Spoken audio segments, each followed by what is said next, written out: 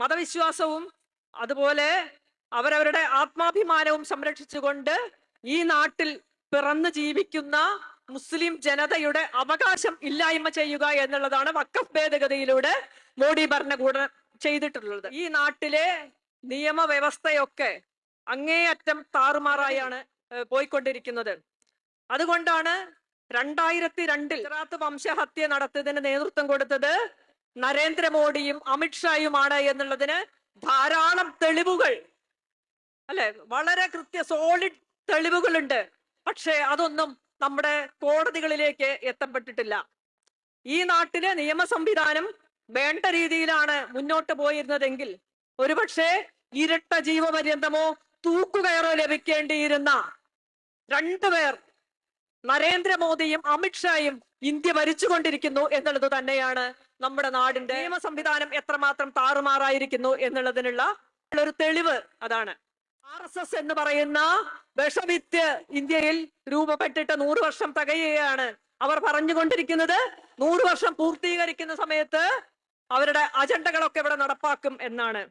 പക്ഷെ നമുക്ക് ഉറപ്പുണ്ട് ഇന്ത്യൻ ജനത അങ്ങനെ വിട്ടുകൊടുക്കില്ല. കാരണം വളരെ കഷ്ടപ്പെട്ടാണ് നമ്മൾ സ്വാതന്ത്ര്യം നേടിയെടുത്തിട്ടുള്ളത്. രക്തം കൊടുത്തും ജീവിതം കൊടുത്തും ഒക്കെയാണ് നമ്മള് നാടിന്റെ സ്വാതന്ത്ര്യം നേടിയെടുത്തിട്ടുള്ളത്.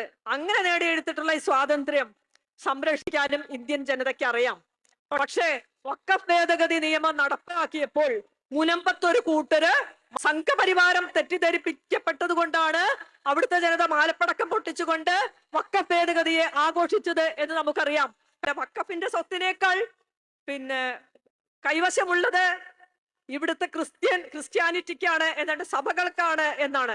അതുകൊണ്ട് അടുത്ത കൈവെപ്പ് അതിന്റെ മുകളിലേക്കാണ്. അവിടെയാണ് ഇനി അടുത്ത ഊതൽ എന്നാണ് പിറ്റേ ദിവസം, അല്ലെ, തൊട്ട ദിവസം RSSന്റെ മുഖപത്രത്തിൽ വന്നത്, ഓർഗനൈസറിൽ വന്നത്.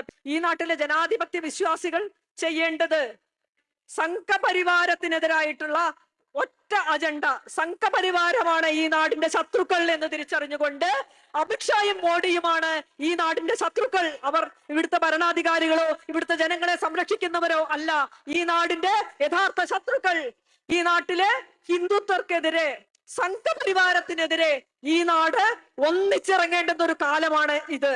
നമ്മൾ എപ്പോഴും പറഞ്ഞുകൊണ്ടിരിക്കേണ്ടതുണ്ട്, ഒരു നിലയ്ക്കും ഈ നാട് ഭരിക്കാൻ അവകാശമുള്ളവരല്ല നാട് ഭരിച്ചുകൊണ്ടിരിക്കുന്നത് എന്ന്. അവർ ഇരട്ട ജീവപര്യന്തമോ തൂക്കുകയോ ലഭിക്കേണ്ടിയിരുന്നവരാണ് നാട് ഭരിക്കുന്നത്. അവരിൽ നിന്ന് ഈ നാടിനെ മോചിപ്പിക്കേണ്ടത് ഈ നാട്ടിലുള്ള ഓരോ പൗരന്റെയും ഓരോ വ്യക്തിയുടെയും കടമയാണ്. ആ